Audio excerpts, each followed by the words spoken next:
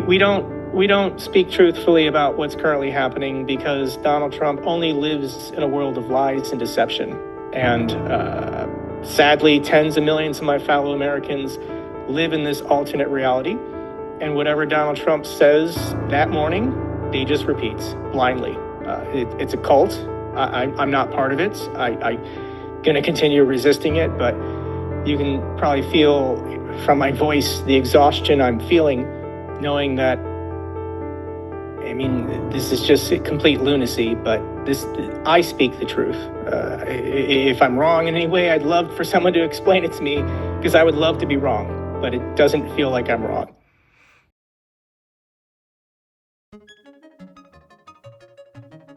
Hello everyone, my name is Alex, and this week I had an interview with an incredible guest, a United States Air Force veteran who served as a nuclear and missile operation officer, a YouTuber and content creator, Jake Broe. It was a truly great conversation that many of you really enjoyed. But today I want to highlight one particularly powerful and important moment from that interview, a moment that was absolutely shocking, dramatic, and extremely sincere for me. Jake delivered an incredibly strong response to a question about the position of the US government toward Ukraine and Russia, and in light of the recent events surrounding the removal of Witkoff and Kushner from the trilateral negotiation process between Russia and Ukraine, I believe this part of the interview deserves special attention. So, eyes on the screen. You emphasized that Trump-linked figures like Steve Witkoff and Kushner traveled to Moscow not for peace, but for business stakes and projects like Arctic LNG or Nord Stream, considering that these same people reportedly moderated trilateral talks in Abu Dhabi before heading to meet Putin. Doesn't this so-called peace process look more like an attempt to sell Ukrainian territory, particularly Donbass, in exchange for business privileges for the Trump's family? Yeah, it's just corruption. In the United States, we used to care about corruption, but Donald Trump has rebranded corruption to be called business deals. Apparently, you can just call a bribe a business deal, and all of a sudden it's legal, and 40% of Americans are okay with it. It's shocking. It's outrageous. Steve Witkoff, this was reported by the Wall Street Journal. Steve Witkoff was picked by the Russians. Kirill Dmitriev put a note through MBS of Saudi Arabia saying, I want Witkoff to be the envoy to Russia. I'm only going to talk to Witkoff. Witkoff, who's of Russian descent and has been doing business deals with Russians for 30 years, Trump's good friend. Witkoff has gone to the Kremlin 7 times this year or something like that to meet with Putin. And where's the breakthroughs? When Witkoff and Putin get together behind closed doors, they're not talking about how to sustain a ceasefire. They're not talking about controlled troop withdrawals.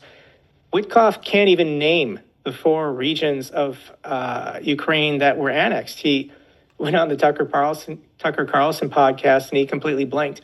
He doesn't know anything about Ukraine's geography. He's never been to Kyiv. And as far as Jared Kushner all of a sudden showing up in the last 2 months, Jared Kushner is Trump's son-in-law, and he handles all of Trump's overseas assets. Kirill Dmitriev controls or manages all of Putin's overseas assets.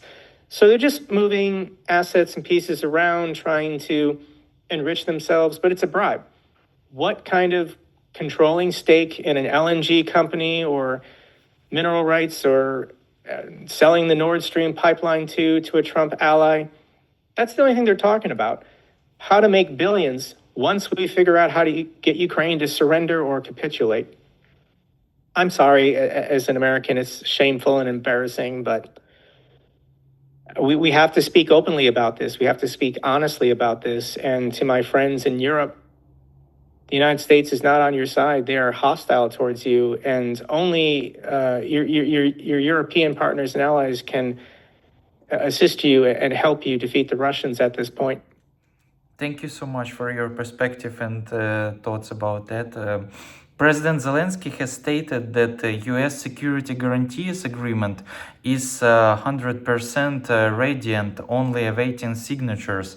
But you also mentioned Trump's idea of a paid peace council with dictators like Putin and Lukashenko, requiring as 1 billion entry fee. Are American guarantees worth anything on paper if the potential guarantor Trump is while building a commercial alliance with the very aggressor? No, the word of Donald Trump is completely worthless. The word of the United States is completely worthless. If Trump is willing to violate treaty obligations that were signed under previous presidents and ratified by previous Congresses, he doesn't view anything that happened not under him as being legal or valid. International law is dead. In the United States, the Constitution and federal law is dead. We have a dictator, and it's whatever he thinks and feels in the moment.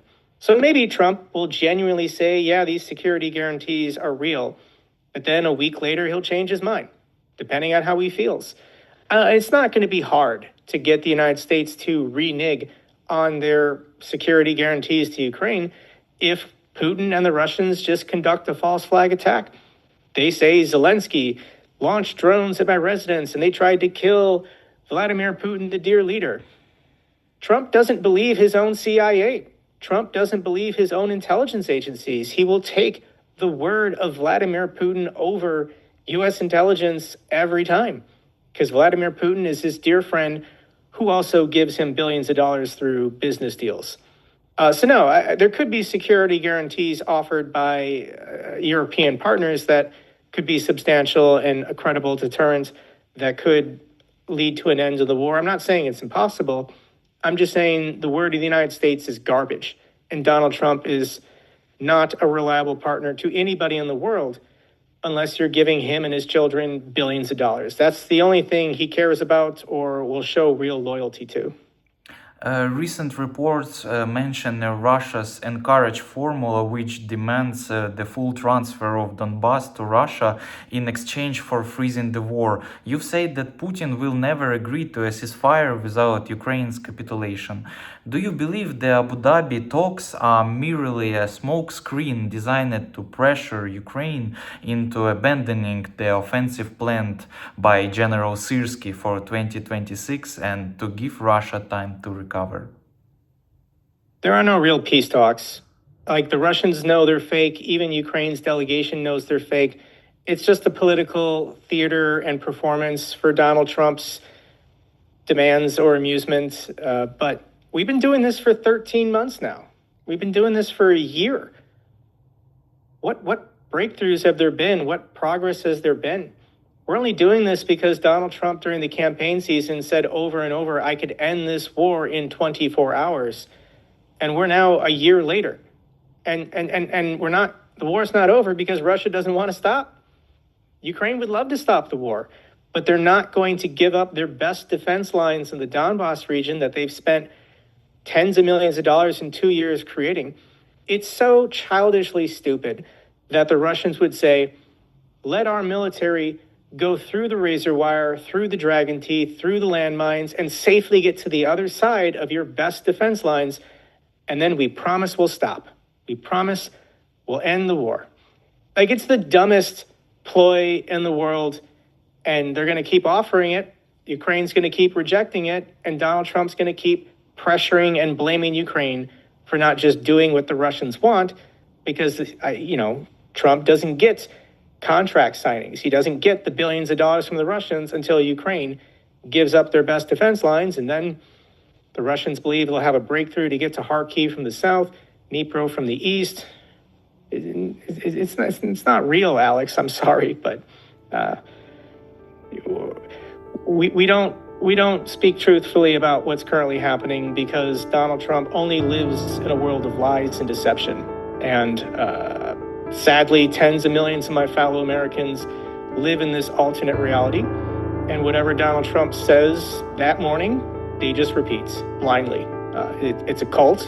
I'm not part of it. I'm going to continue resisting it, but you can probably feel from my voice the exhaustion I'm feeling, knowing that I mean, this is just complete lunacy, but I speak the truth. If I'm wrong in any way, I'd love for someone to explain it to me, because I would love to be wrong, but it doesn't feel like I'm wrong. I want to thank all conscious Americans who continue to support Ukraine, and especially thank you to Jake Broe for his clear stance, his daily work, and for taking the time to do this interview. And of course, thank you to all my viewers, all my subscribers, for the incredible support you've shown to my channel over the past few days. It truly inspires me to keep moving forward and create more meaningful content. This was Alex from Ukraine. Stay tuned.